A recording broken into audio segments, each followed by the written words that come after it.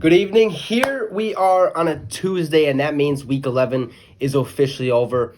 And last night, as close as the score was, one team controlled the entire game, and the other was just there to be there. Today, we're going to talk about that Rams-Bucks game. So, are you ready to get your fix?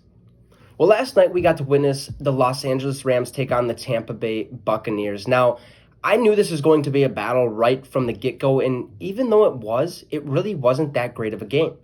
The Los Angeles Rams controlled the entire game, really, where in the first quarter, Tampa Bay had a punt, and then Jared Goff would lead the offense all the way down the field and throw a 4-yard touchdown to Robert Woods, and that would end the first. Then Tampa would score 2 touchdowns to take a 14-7 lead, but then the Rams answered back with a 7-yard touchdown pass to Van Jefferson, his first of his career, and then a 38-yard field goal. So going into half, the score was now 17-14 Rams. The rest of the game played out exactly like this, where it was really back and forth, but the Rams always stayed kind of one step ahead, which allowed them to control the clock, which kind of helped them also control the game. If you remember, earlier in the season, I said the Rams, you're only going to have either Cooper Kupp or Robert Woods go off, but not both. Well, last night they both went off, and that made me kind of eat my words a little bit. Kupp had 11 catches for 145 yards, and Woods had 12 catches for 130 yards and a touchdown. So 275 yards of offense were all those two guys, which is crazy. Okay, now, I also said they needed to figure out their run game, which they still haven't done, but I think they already realized that because if you watched the game last night, they mainly went with the passing attack at the beginning, all the way until about that fourth quarter where they ran more than they passed to run that time down. That's why Kupp and Woods had so many yards as many yards as they did, because they knew the run game wasn't going to be enough to beat the Buccaneers. Now, the Rams had 6 total runners last night, with Malcolm Brown being that leading rusher with 3 carries, 20 yards. And then you got Cam Akers with 5 carries, 15 yards. Darrell Henderson Jr., 8 carries, 5 yards. Tyler Higbee, 1. Jared Goff had 1 carry, no yards. And then Robert Woods had 2 for -4 yards.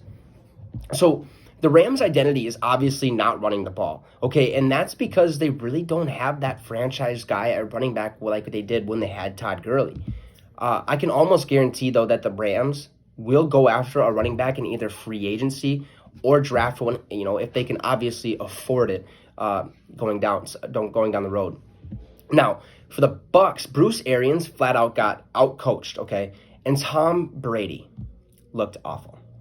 Last year, Brady had 8 total interceptions. Brady now has 9 interceptions and still has 5 games left this season. I thought Tom Brady took way too many shots down the field when he could have chosen more shallow routes and moved the ball downfield at a little slower pace and, take that time off the clock. But because he took those shots, the Bucks had to punt way more than they actually should have. This team reminds me of the Browns in the sense that, they have way too many weapons on the offensive side of the ball. I mean, you got Mike Evans, Chris Godwin, Antonio Brown, Gronk, Ronald Jones, Leonard Fournette, Tom Brady. I can keep going. This is a stacked offense, just like the Browns. You got Odell Beckham Jr., Jarvis Landry, Nick Chubb, Kareem Hunt, David Njoku. It keeps going on. So I understand that Brady wanted weapons because that's something that rarely happened when he was with the Patriots. But now he has way too many weapons, where he might make a decision a little different than he normally would in a game where if he had one weapon. Now, I feel like when he calls plays in the huddle, he already kind of knows who that ball is going to go to, and I think that's a big factor in why he's been throwing so many interceptions this season. He may be the greatest quarterback of all time, but Brady has to be better than that, especially when you lose big to the Saints and then come back and blow out the Panthers by 23 and then, bam, suffer another loss to a good but not great Los Angeles Rams team. Find that open guy and have him make a play before taking those big shots. Yeah, because even though they look really good when you complete that big pass, that's what has lost Brady and the Bucs some games this season, is taking those big shots. So find that open guy. There's a lot of times last night where Brady would take that big shot to Antonio Brown down the field or Mike Evans, when he had a tight end literally 7 yards down the field, wide open, nobody around him, bam, you get 5-6 yards out of the play, or even 10 sometimes. But no, you want to take that big shot twice in a drive, and now it's 4th and 10, and now you have to punt. You got to be smarter.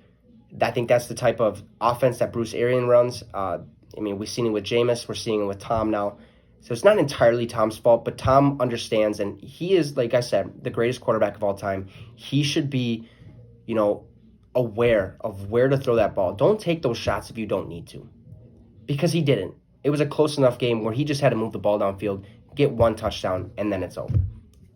So, last night, it was more Rams than the Bucs, even though it was close, but they got to be better offensively.